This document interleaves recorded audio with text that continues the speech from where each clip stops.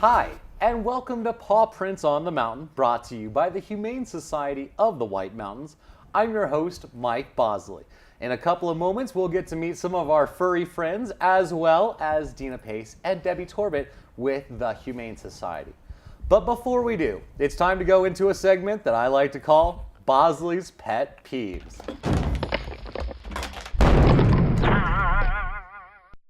Just a reminder, Bosley's Pet Peeves do not, my opinion is my opinion. It's not that of the board. It's not necessarily that of the Humane Society. They may agree, but this is strictly just my opinion. So it's no surprise, or it might be news to you, I am going to be a father very soon, very unexpectedly. And I know this is going to change my world. And as any new father, I'm constantly thinking of things that my mother told me or experiences that I've had. Things that I'm going to teach my son to be a better human being. Now, technology has changed since I was a kid, and of course, as my kid grows, technology will continue to change. Some things don't necessarily apply, like the hours that my mom used to spend yelling at me for stretching out the phone cord. My son will never hear me yelling at him about stretching out the phone cord. But there is several things that she did teach me, and they may not have necessarily sunk in at a certain age, but as I got older, of course it did sink in. There's things like, let's see, what are some wise words from my mom? Oh, how about this one? If you can't say anything nice, don't say it at all. Everybody gossips, and really, there's no real good reason to gossip. All it does is spread hatred, and at this moment in time in our nation, hatred is really the last thing that needs to be spread around. There's also some other things like do unto others as you would like them to do to you. And then there's also the other, let's see, walk a mile in the person's shoes before you judge them. Now let's go back to that first one real quick. So, gossip. There's a fine line between constructive criticism and bringing somebody down. As a business owner, if someone has a problem, please come to me before you spread it all over social media, which has some good points, but it's not made to put people and organizations down. Let's talk about walking a mile in people's shoes. Actually, before we get to that one, let's talk about do unto others as you would like them to do to you. How about this? What if I walked into your house, said, hey, I've got this gorgeous smelling pizza, and then threw it on the floor and walked out? Wouldn't it have just taken that extra 5 seconds of walking in the door and handing the pizza to the family that I'm delivering it to? Think of your pets as part of your family. Would you do that to your kids? Just drop a pile of food on the floor and say, go get it? It took an extra 3 seconds. That's all it takes. Never do a job halfway. That's one thing my dad told me. Now back to that third and final thing about judging people and walking a mile in their shoes. I, as also a business owner, cannot stand it when someone tells me how to do my job. If you want to do my job, then get on in here and do it. It's that easy. But if you don't, let me do my job. And that is how we're going to tie in to the Humane Society. Today with us, we've got Deena and Debbie, and you ladies walk hundreds of miles each day. And you ladies do a lot in and out of work. You also take work home, like most of us. And so your job never stops. And for someone to say that you aren't doing your job correctly, that's got to be pretty heartbreaking in some ways. You know, I think it is very heartbreaking for us because I don't think that you'll find any better crew that we have right now at the Humane Society anywhere that cares more about the animals that we serve. Right. You know, and how we need to, you know, be able to continue to serve them, how we can get this money in to take care of them. How, you know, is there anything we're doing that we need to reevaluate and do differently? You know, this is, and you know, every animal that comes into us, some are in great shape, but some need other things. You know, Debbie's evaluating, her and her medical team, all the time of what each animal needs. And you know, I seen a thing a while back on social media that actually talked about, while you're sitting here criticizing us, you know, the people that are caring for these homeless animals right now have missed their lunch break. They have to go to the bathroom themselves, but they're too busy walking the dog that people have let down Right. to be able to even go to the bathroom themselves. And I think that a lot of people don't understand the dedication and the love that goes in to these animal welfare organizations, because I will tell you, people will never get rich working there. That's one of the things we always say in the interviews is it doesn't matter what position you hold with this company, you will never get rich. But the rewards can never be bought that you receive from these animals. Very true. Very true. So Debbie and her crew are constantly, they're in the trenches. These are our trench people. So Debbie, let's have her tell us what her day's like. What is it? You get a new dog, or you get a new animal. I know, I like you too, cats. So you get a new animal. What is the process you go to make sure that that animal, before it goes to its forever home, is ready for its forever home? So upon intake, everybody gets a vaccination, whether it's dog, cat, Salamanders? Well, we don't take salamanders. That's a reptile. Not happening. So we would take them into, we call it the tech room. We get their weights, temperatures, we look them over real good to see if they have lumps, bumps, dehydration, there's any broken toenails, cats are declawed. We check to see if they're neutered. If we think they may be spayed, then we'll put possibly spayed. And then the doc checks to make sure. We check their teeth. We check their eyes, ears, noses, everything like this prior to vaccinating. Then after they've run through the entire list of everything checks out, we'll vaccinate them. They're not running a fever, we'll vaccinate them, things like that. The cats, they get a feline leukemia, feline immunodeficiency combo test done prior to vaccination. Then they'll get their vaccination and wormer as well. Then they move over into where they're going to be housed. So stray cats, we put them in stray cats or owner surrender cats. And both owner surrenders and strays transfers, everything gets the exact same treatment upon intake. So then we'll put them in our stray holding area. Then, if anything further is going on, we notice worms coming out, things like this. They've just had a wormer. I'll call doc, hey, they just had a wormer on this day. Do you want me to give them the other wormer, or should we wait a couple days? And I'm always just a phone call away from her, and that's what she says too. So then that's just on intake, and then we have all of the adoption dogs that, I have staff, hey, so-and-so had diarrhea. Okay, so we'll call doc and we'll watch them, we'll put them on medication to help with the diarrhea. We watch them for a while to make sure it doesn't progress into something else. Typically, that's pretty much over within a couple days. I mean, you have to think the change of food is drastic. Of course. We have no clue what they've been eating. Right.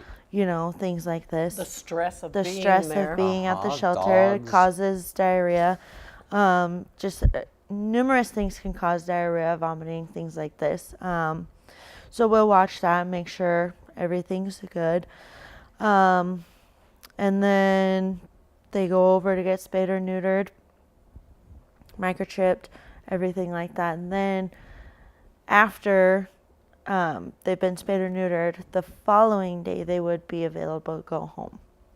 So let me just pause real quick. From what you have just told me, I'm going to rack up a bill real quick. So there was the employee, your hourly pay to intake the dog.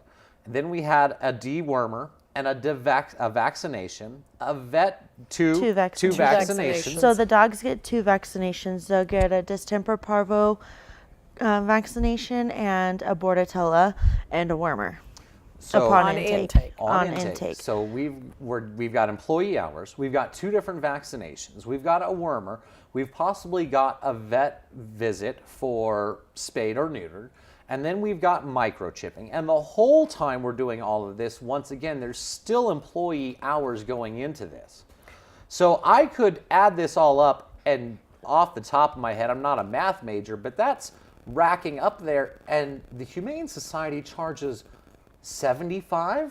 For puppies and 65 for adult dogs. So and you guys are massively losing money to make. So it's not like you're just taking this dog in, putting a bow on its head, taking money, and then just pushing it out the door. Correct. There's a lot of work to make sure that these animals are going in the best way that they can. Correct. And we vaccinate every 2 weeks.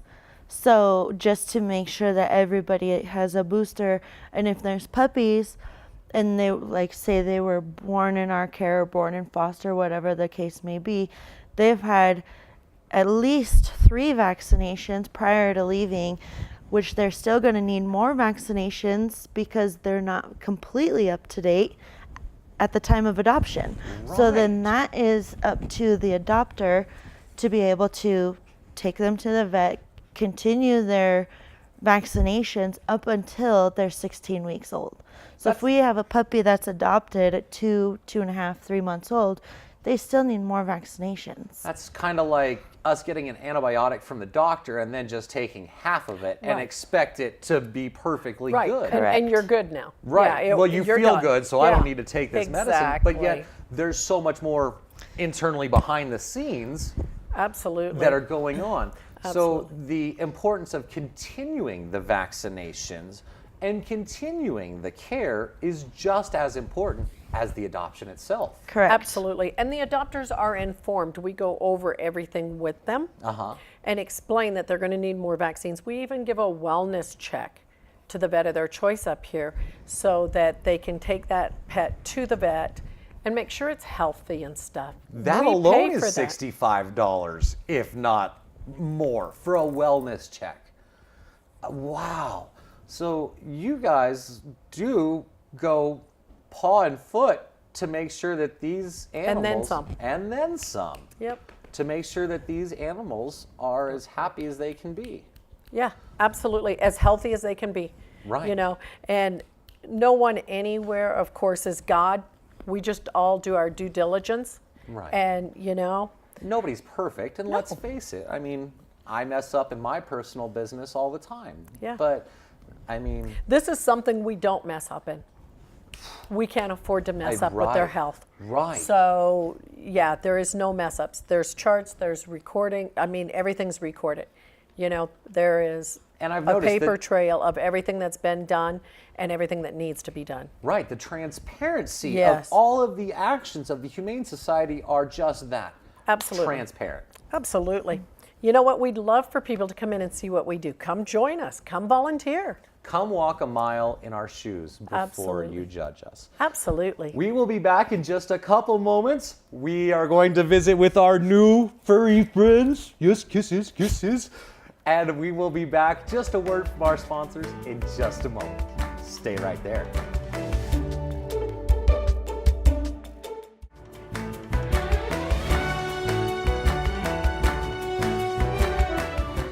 Welcome back to Paw Prints on the Mountain. I'm your host, Mike Bosely. Of course, this is brought to you by the Humane Society of the White Mountains. I hope the camera can pick up the love that is being shared in this room. And all they want to do is just love you. Make sure, swing down to the Humane Society and help one of these guys find their forever homes. Who are our 2 guests, Deena? Debbie? Who are our 2 guests with you? I have Bones, and he is about 5 years old. He's a little terrier mix. And then this is his companion, Maggie, and she's 3.5. And they are a very bonded pair. Oh, really? Yes. So he has to go where she goes, and vice versa, because she has anxiety when he's not around. Wow, what an unlikely pair, but some Isn't of my that friends are pretty crazy? unlikely too. So that means that these two will have to go home together, be adopted together. Being Yes. So bonded. So, and Maggie, she, from what the previous owner said, was she has bad hips, so she will need to be monitored food and things like that as well. Right. Just so she's not getting too much weight on her. Okay, Right. okay, you gotta Right. keep So her. some people may think she looks thin, but for her hips, we need to keep her there. Yes. So, Okay. yeah, she eats very good and she walks fine. Everyone has a good time walking. The two of these guys together are a hoot. Yeah. So, They've been entertaining while we've been here Absolutely. today. And they look like they keep you on your toes most of the time there, Debbie. Yes. Now, we were just talking a little bit about a mile in your guys' shoes and all the hard work that you guys do to make sure that these animals are happy, healthy, and ready for their forever homes. But as we also said, there's so much more going on than just taking care of these dogs. absolutely. And what I'm referring to is, let's see, we've got the Doghouse Thrift Shop, and we've got Happy Tails, and all of this is more man hours, Yes. but it's all to make sure that these guys are happy, and that's where we come up with this money that we're losing on every adoption. Right. We've got to keep the doors open, and so Happy Tails is your major fundraiser, correct? Yes. And what is the date for this year? August 24th. August 24th. From 11 to 5, Charlie Clark's at the Orchards. You know, and that is the event of the year. Oh, you know? yes. And it's always such a great time. There's live auction, silent auction, blitz auction, raffle baskets. The Doghouse Boutique will be there. And there's the dessert auction. Did I forget? And the barbecue, of course. We'll have adoptable animals there also. Yep. Yeah, and every year that I've gone, whether I was as a board member or not, there's a lot of fun to be had. You make fun of the auctioneer this year, since I'll be the auctioneer. There's always the raffles, and in years past, I would go in the morning, and ooh, I want this, and then I'd leave. And then I'd come back like an hour before the raffle, and ooh, I want this, and continue. Exactly. There's so much fun to be had there. There is always a good time. And you know, you meet up with old friends and make new friends. Right. You know, and of course, dogs that are well behaved and on leashes are welcome to come. You know, they got to be dog friendly. Right. You know, and we actually have a lot of alumni come back and say hi to us and stuff there Oh, that have been wow. adopted from us. And that's always really neat. Last year, Magnum wore a donation vest around and gathered donations. And he had been adopted from us, and he was a very good advocate for pit bulls, because Magnum is a pit bull and had actually didn't make it in the fighting world. They had cut his ears off, a bad job, and he's actually now a therapy dog for children. This dog that was in the fighting dog Well, world. they tried to make him in there, yeah. Right. And yet it's the sweetest animal. It's a therapy dog for children? Yes, yes. The adopter has gone Wow. on and done that with him. He did not make it in the fighting world, and so the people were going to kill him. Well, thank Another God. guy took him. Yeah, he's a big love, you know. Right. And so, but he was there. So we get to see these animals, and we get to watch everything. I think Debbie likes this day better than Christmas, really. She's like a kid it's a lot of hard work, you know, everyone there, you know, works for months ahead of time. You guys have hundreds, it seems, hundreds of volunteers. You know what? We're so fortunate to have the volunteers we have. It's insane. Yeah, and the donors, you know, all the businesses and the individual people that donate stuff, because everything that's auctioned and raffled that day, it's all donated items. Right. So 100% of that proceeds from all the raffles and auctions that day come right back to the shelter. So I'd like to take just a second real quick. So when you're there at Happy Tails, or when you're at any of the events that the Humane Society puts on, take notice in the flyer. Look at the businesses that have supported the Humane Society. There's been a thing going on that a lot of people claim they're local this and local that, Right. Local shop or here and there. we love to donate to the Humane Society as White Mountain Purified Water and Ice in the Poor Station. It's huge. And there's so many other businesses that donate space, time, energy, employees, stuff. Yes. So please just make sure and visit those truly local shops that are here to help support this phenomenal cause. Hi, I got it. Yes. Look at this cause. How could you not support this cause? Is my breath good? I had a sandwich right before here. Oh, it's probably really good then. So we have, now is there anything, obviously we could always use more stuff for Happy Tales, but is there anything on your list that we need? When's the volunteers? When do we start getting we'll together for that? we'll actually have our first meeting this month. I believe it's going to be on the 12th. Okay. We've got an email that'll be coming out really soon on that for all the volunteers of where and when the first meeting is, and then of course that's when the volunteers start going out and collecting donations and selling tickets and stuff like that. So it's really exciting. So definitely be watching your email. If you don't have email, by all means give us a call up there at the shelter at 368-5295 and tell us, hey, I'd like to be one of your volunteers for that. Bring the family. I mean, there's so much to do. Oh, And yeah. I've seen of all ages, here we go. people of all ages there being volunteers. Even someone's little kid was helping them work the raffle booth. Absolutely. Blitz auction, that's the other one I was missing. Oh yes, the Blitz I did auction. mix That's that. a fun Those one. are fun. Those are fun. Well, and we talk about that, and everyone goes, wow, you make so much money that day. Well, what people don't realize, and we talk about local, shopping local, keeping your money local, and we always encourage people to support the local businesses that actually do support us, because we can't do it without that support. Right. And at the same hand, it's just like our thrift shop. That's our everyday fundraiser, the Doghouse Thrift Shop. And all that money, if a lot of times people go, well, what does this one support? What does that one support? The Doghouse Thrift Shop supports the Humane Society of the White Mountains, and that is our everyday income. So every time anyone spends anything there or donates their gently used items there, that all comes over to help, like Bones and Maggie, Right. and the other 50 to 75 to 100 pets that we have on a daily basis. Right. Like you said, the cost of that just doesn't seem to go down. So, and obviously we don't make any money on adoptions. That's why we have our thrift shop to help subsidize and be able to continue to do this stuff.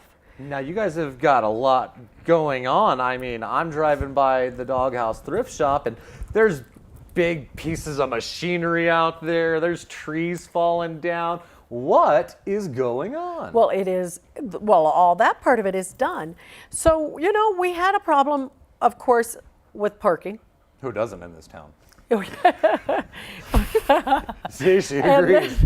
and then we had a problem with when you donate it to us at the back of the barn, you had to back around and try and get turned around to drive back out. Do one of those little Austin Power. Oh, 8-point absolutely. U-turns. Yeah, what a disaster. So we were able to purchase the property next to us. We've had to, for several reasons, we cleared as much as we did because of some of the trees were dying with all the drought we've had, Yeah. the bark beetles. And so we were able to clear that lot for parking. And then when you drop off at the back of the doghouse to donate to us, you're able to drive all the way back around just as, without having to turn around. It's just a one-way now. Wow, Come on that through. is going to make it so much easier. Yes. And it's going to be easier to donate during normal business hours. Right, which we accept the donations Monday through Saturday from 10 to 4:30. Okay. Is the dog's house still open 7 days a week? It is at this time. We Awesome. are open Monday through Saturdays from 10 to 5, and then Monday through Saturday, I said, and then Sundays 10 to 3. On Sundays, though, we're not accepting donations because we just have a couple people there. Okay, skeleton So, staff, but yeah. get as much money to save lives as we can. Absolutely. And then don't forget, too, that over at the shelter inn, we're open there Tuesday through Fridays from 10 to 10:30 to 5, and then Saturdays 10 to 5. And a lot of people, sometimes think that there's something going on if we're not open and available on Sunday and Mondays. It's not that there's anything not going on. It's just that we need that time to be able to do our good, hard our good, hard, deep cleaning weekly. The back of the room stuff that Absolutely. exactly goes on. Absolutely. You know, everything's cleaned so well on a daily basis, but that's what we call our hard cleans, where we throw in even more stuff to prevent disease. Okay. And so we definitely, you know, always need volunteers, always need, you know, we always need donations. You know? Let's give them the number again, and then we'll hit the website so people can volunteer. And as we're getting closer to Happy Days, we're just about done with this episode, but as we get closer to Happy Days, people can donate stuff, know where to donate stuff, and that sort of thing. Absolutely. Okay. So the phone number is 368-5295, and our website is hswm.org. So you can find out all kinds of information. Debbie, have you posted on Happy Tales yet? We'll just have the date. Just the date, but we'll have all kinds of stuff up there. And then if they do Facebook too, we'll be putting out things once we get donations.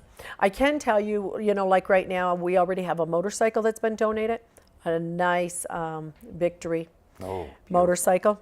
And we've got some guns already donated, some knives, some bow and arrows. So we've got some really awesome stuff without even actually going far yet. Okay. So that's all going to get underway. And on our website, it's just a wealth of information from the adoptable animals to our operating hours to our legacy program, Pets of the Week, everything. It's all there. And the doghouse has a tab on there also, so you can keep up with what's going on at the doghouse. Keep the sales and all of that. Yes. There's some good sales, but I'm going to make you do your homework for that. You're actually going to have to go onto the website and find out when these phenomenal deals at the Doghouse Thrift Shop are. That is going to do it for us real quick. Ladies, any last parting words? Maggie, Bones, anything? What do you got, Deb? All right. I'd just like to thank everyone in our community for our continued support that we always get. Beautiful. Well, thank you. And yes, we thank you for watching, and we will see you next time right here on Paw Prints on the Mountain, brought to you by the Humane Society of the White Mountains. Thanks. We'll see you next time.